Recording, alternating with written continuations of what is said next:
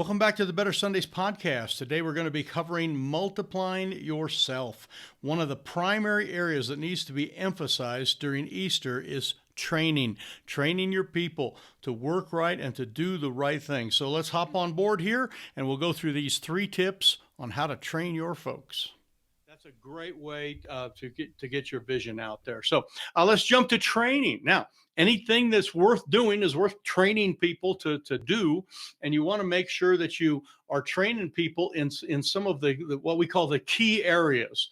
And since Easter is all about, new people coming in the building here, and you're going to have a huge jump. And by the way, it is not uncommon for a church of like 50 to go to 75. It's not for a church of 100 to go to 150. All right, so you can have about a 50% jump on Easter pretty easily if you work it and do some of the right efforts out there. So you're going to have brand new people, and first impressions is very important. So the key areas here, one of those key areas would be that you have some greeters and you have some welcoming people as they come into the facility. I went through with one of our academy students today, talking about kind of the idea of how greeters are set up at our church. And I'll just tell you that real quick. It's real simple. We have some people that are outside the door, our main door, that come in. And so when people drive up, new people, they don't necessarily know where the front door is.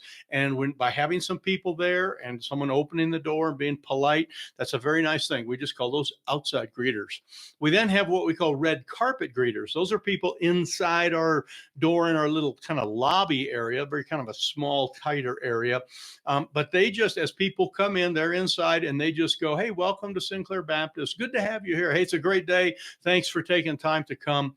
And if they see a new person and they look like they have questions, they basically say, "Our auditorium is just straight ahead. We have some refreshments over here if you'd like some refreshments. And our children's program is right over here, and the bathrooms are right over there." And we have signs for all that, but it's really, for somebody to kind of say that is nice. So we have indoor people, or we have outside greeters. We have indoor people, or indoor greeters, or red carpet people, we call them.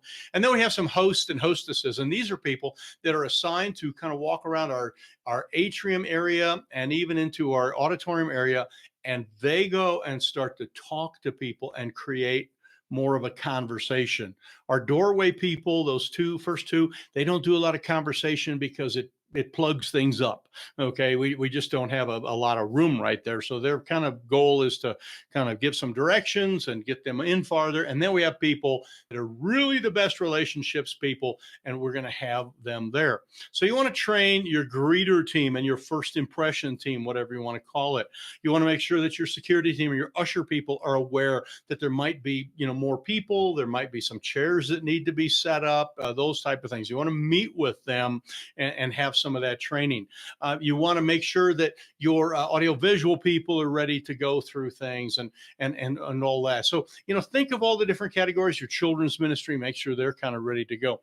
And when you do this training, here's a little tip that will help you train people better.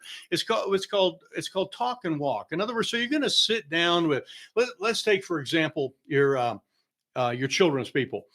You're going to maybe sit down and say, "Hey, we're going to plan some more. We're going to have a few more kids in each classroom. So make sure you got chairs, nursery, make sure you got some extra cribs or whatever you need there." And, you kind of do sort of the talk part of it. And you can do that after church on a Sunday evening or midweek time, meet with them. But then you also want to say, "Let's go walk through and take a look." So you walk into the nursery area, you walk into the children's program, and you kind of go, "Okay, so if they come in here, new parents come in, how do they know which room to take the kids to? Oh, you're going to have somebody here? Good. Let's have somebody here on Easter, during that Sunday school time, that first 10 minutes after church starts, let's have somebody there because visitors can always come late. The rest of us, we ought to be early, but visitors can always come late. And so we want to make sure that they're not walking around trying to figure out what door to go into. So let's have someone stand over here and oh, you know what? We got a bunch of extra chairs right there. Let's go ahead and pick those up and put those in the closet and take care of that." So this is the idea of management by walking around. So you do a talk and a walk as you are doing your training. And we have found it to be very, very powerful way. So you go into the nursery, you go where the security people would go around the building, all those kind of things. And you'd be surprised what you see and how it loosens up the conversation. And it's not like you standing in front of everybody and telling them what to do. It's like, hey, this is a team and we're kind of helping train because we want to be really ready, for this Easter stuff. So the talk and the walk.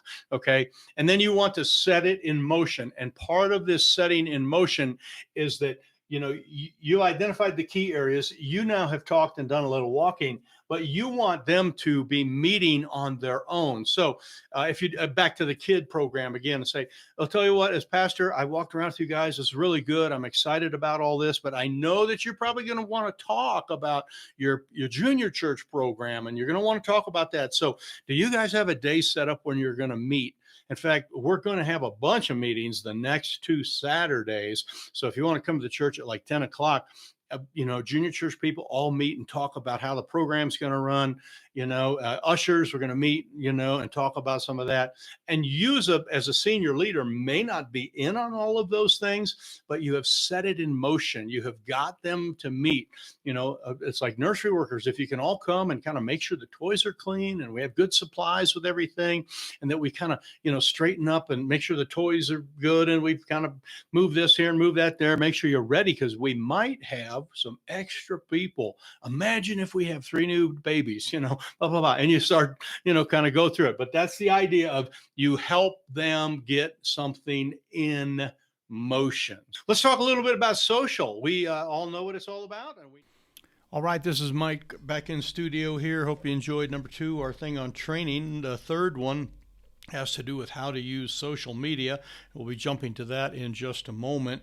We do have, if you like this kind of training, we have a 9-day mini course that's absolutely free. It's called the 9-Day Easter Challenge, and I'll put the link up on the screen, but you just go to reachkeep.com/Easter Challenge, and you will get 9 nice little concise videos every day for the next 9 days to help you have the most amazing Easter you've ever had. So hop on board here with the Easter Challenge. And again, that's the word Easter Challenge at the end of reachkeep.com.